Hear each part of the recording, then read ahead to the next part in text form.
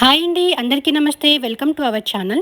ఇవాళటి మన ఛానల్లో వంకాయ ఫ్రై ఎలా చేయాలో చూద్దాము. సింపుల్ మెథడ్లో పచ్చిమిర్చి వేసుకొని ఇలా వంకాయ ఫ్రై చేసుకుంటే నిజంగా చాలా టేస్టీగా ఉంటుంది. డెఫినెట్గా మీరు కూడా ఒక్కసారి ఇలా ట్రై చేసి చూడండి.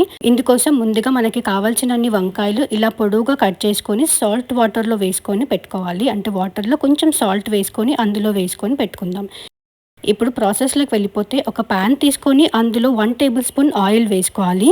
ఆయిల్ కొంచెం హీట్ అయిన తర్వాత 8 to 9 పచ్చిమిర్చి ఇలా చిన్న చిన్నగా చాప్ చేసుకొని వేసుకోవాలి. పచ్చిమిర్చి కొంచెం ఫ్రై అయిన తర్వాత 2 మీడియం సైజ్ ఆనియన్ చిన్న చిన్నగా చాప్ చేసుకొని వేసుకొని ఆనియన్స్ కూడా లైట్గా ఫ్రై చేసుకుందాం. మీడియం ఫ్లేమ్లో పెట్టుకొని ఒక 5 మినిట్స్ పాటు మూత పెట్టుకొని ఆనియన్స్ సాఫ్ట్గా ఫ్రై అయ్యేంత వరకు ఫ్రై చేసుకుందాం. ఆనియన్స్ కొంచెం సాఫ్ట్ అయిన తర్వాత 1/2 టేబుల్ స్పూన్ పసుపు, 1 టేబుల్ స్పూన్ అల్లం వెల్లుల్లి పేస్ట్ వేసుకొని అల్లం వెల్లుల్లి పేస్ట్ కొంచెం పచ్చివాసన పోయేంత వరకు ఫ్రై చేసుకోవాలి. ఇలా ఒకసారి 2-3 మినిట్స్ ఆనియన్స్ ఫ్రై చేసుకున్న తర్వాత మనం ముందు కట్ చేసి పెట్టుకున్న వంకాయలన్నీ శుభ్రంగా వాష్ చేసుకొని ఇందులో వేసేసుకోవాలి. లో ఫ్లేమ్లో పెట్టుకొని వంకాయలన్నీ వేసేసుకొని వంకాయలు వేసుకున్న వెంబడే 1 టేబుల్ స్పూన్ సాల్ట్ వేసుకోవాలి. మన టేస్ట్కి తగ్గట్టుగా సాల్ట్ వేసుకొని ఒకసారి ఆయిల్లో చక్కగా ఫ్రై చేసుకోవాలి.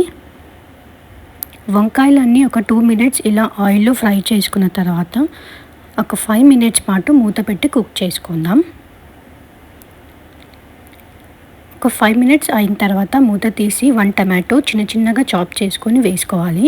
టమాటో వేసుకుంటే టేస్ట్ అనేది చాలా బాగుంటుంది. ఒక టమాటో చిన్నగా ఇలా చాప్ చేసుకొని వేసుకోవాలి. టమాటో వేసుకొని ఒకసారి మొత్తం మిక్స్ చేసుకొని మరొక 5 మినిట్స్ పాటు మూత పెట్టి కుక్ చేసుకోవాలి.